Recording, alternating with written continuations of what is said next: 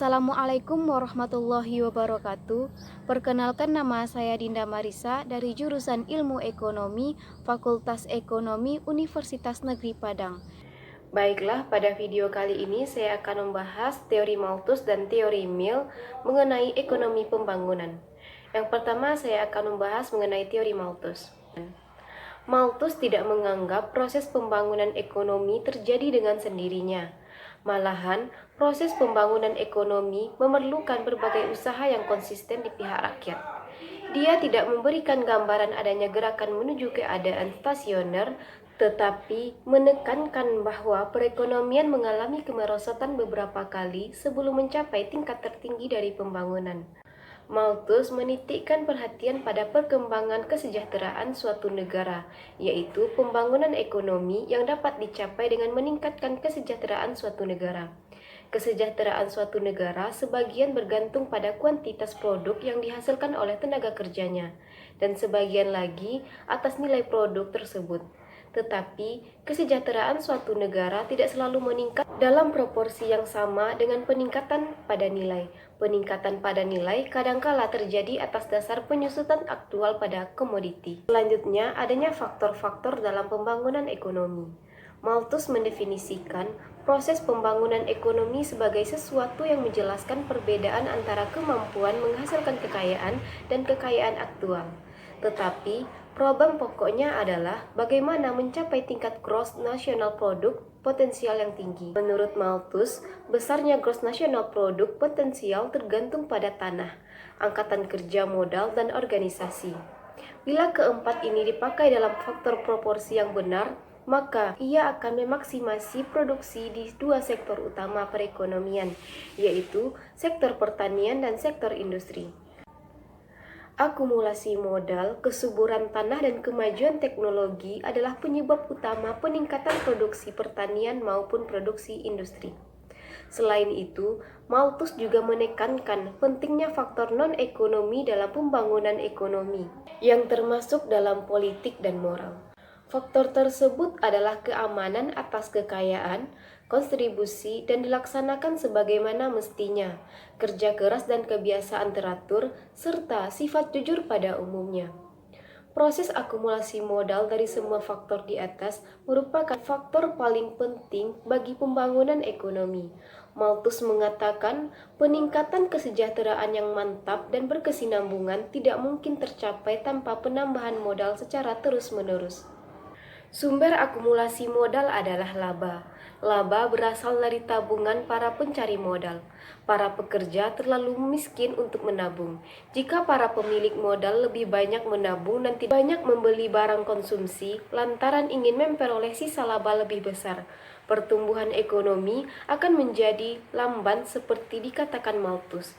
Kekayaan suatu negara pada umumnya diciptakan oleh tabungan yang disisihkan dari keuntungan yang meningkat. Selanjutnya, adanya langkah-langkah meningkatkan pembangunan ekonomi. Yang pertama, pertumbuhan berimbang. Di dalam sistem Malthus, perekonomian dibagi menjadi sektor pertanian dan sektor industri. Kemajuan teknologi pada kedua sektor itulah yang dapat membawa pembangunan ekonomi. Yang kedua, menaikkan permintaan efektif. Malthus menyarankan sejumlah langkah untuk menaikkan permintaan efektif. Yang pertama, dengan pendistribusian kesejahteraan, dan yang kedua, pemilihan secara lebih adil.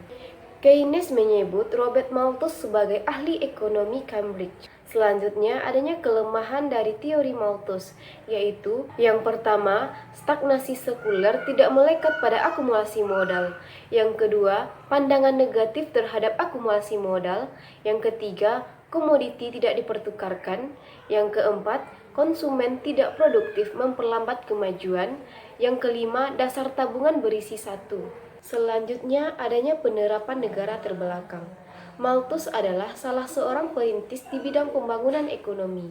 Dalam bukunya, Principles of Political Economy mengenai kemiskinan dan keterbelakangan negara terbelakang waktu itu.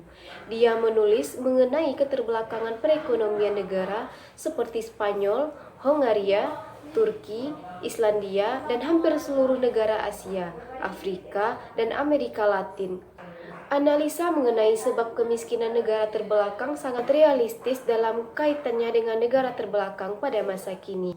Menurut Malthus, kemiskinan kaum tani tidak disebabkan oleh kekurangan lahan subur, namun karena petani tidak mempunyai modal untuk memperbaiki lahan mereka, dan ada bagian-bagian tertentu di dalam teori Malthus yang tidak dapat diterapkan pada negara terbelakang. Yang pertama, teori Malthus mengenai konsumsi rendah tidak mempunyai relevansi dengan negara tersebut. Menurut analisa Malthus, konsumsi rendah mengandung arti melimpahnya barang yang tidak dapat dipasarkan karena kurangnya permintaan efektif. Hal ini menunjukkan rendahnya tingkat konsumsi karena rendahnya tingkat produksi. Materi yang kedua yaitu mengenai teori Mill. Mill menganggap pembangunan ekonomi sebagai fungsi dari tanah, tenaga kerja, dan modal. Sementara tanah dan tenaga kerja adalah dua faktor produksi yang asli.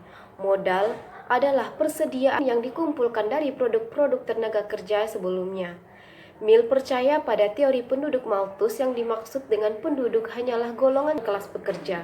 Karena itu, dia mengkhawatirkan pertumbuhan jumlah tenaga kerja produktif yang bekerja atas dasar upah.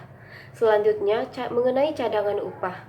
Menurut Mill, elastisitas penawaran tenaga kerja sangat tinggi dalam menanggapi kenaikan upah. Upah pada umumnya melebihi tingkat penghidupan minimum. Upah dibayarkan dari modal, karena itu upah dibatasi oleh cadangan yang ada yang dipersiapkan untuk membayar upah. Pada gagasan Mill bahwa permintaan akan komoditi tidak merupakan permintaan akan buruh. Ini berarti pendapatan yang diinvestasikan sebagai persekot upah, pekerjalah yang menciptakan pekerjaan dan bukan pendapatan yang digunakan pada barang-barang konsumen. Selanjutnya, laju akumulasi modal. Menurut Mill, laju akumulasi modal tergantung pada yang pertama, jumlah dana yang dapat menghasilkan tabungan atau besarnya sisa hasil usaha. Yang kedua, kuatnya kecenderungan untuk menabung. Modal adalah hasil dari tabungan dan tabungan berasal dari penghematan konsumsi saat ini demi kepentingan konsumsi di masa datang. Selanjutnya, adanya penerapan teori Mill pada negara terbelakang. Pandangan Mill mengenai akumulasi modal, hasil yang semakin berkurang, pertumbuhan penduduk, dan peranan terbatas pemerintah dapat diterapkan di negara terbelakang.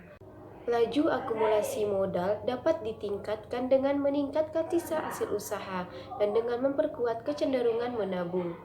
Mill percaya pada teori kedudukan yang dikemukakan Malthus. Bedanya, dia lebih menekankan pengendalian penduduk melalui pembatasan kelahiran. Daripada sekedar melalui pengekangan moral, pengalaman negara terbelakang membuktikan bahwa teori Malthus dapat diterapkan dan penduduk dapat dikendalikan hanya dengan pelaksanaan pembatasan kelahiran sebagaimana dianjurkan Mill. Mill adalah seorang penganut paham perdagangan bebas dan percaya pada kebijaksanaan laissez-faire. Peranan pemerintah hendaknya dikurangi sampai batas yang minimum. Tetapi, apapun campur tangan pemerintah, Mill mengharapkan peranan tersebut dapat diterapkan sepenuhnya di negara terbelakang. Dia menganjurkan dilakukannya perbaikan redistribusi pemilikan sarana produksi melalui langkah seperti batas minimum luas tanah, hak milik petani, pembagian laba, dan kerjasama. Hal tersebut sangat relevan dengan keadaan negara terbelakang yang di dalamnya terkandung ketimpangan pendapatan dan kesejahteraan. Demikian pula, Mill menyarankan adanya perbaikan kerangka kelembagaan pasar. Karena negara terbelakang dikecam oleh ketidaksempurnaan pasar, maka perbaikan susunan kelembagaan pasar ini merupakan langkah yang penting. Sekian materi yang dapat saya sampaikan. Jika ada kesalahan, saya mohon maaf. Saya akhiri dengan wassalamualaikum warahmatullahi wabarakatuh.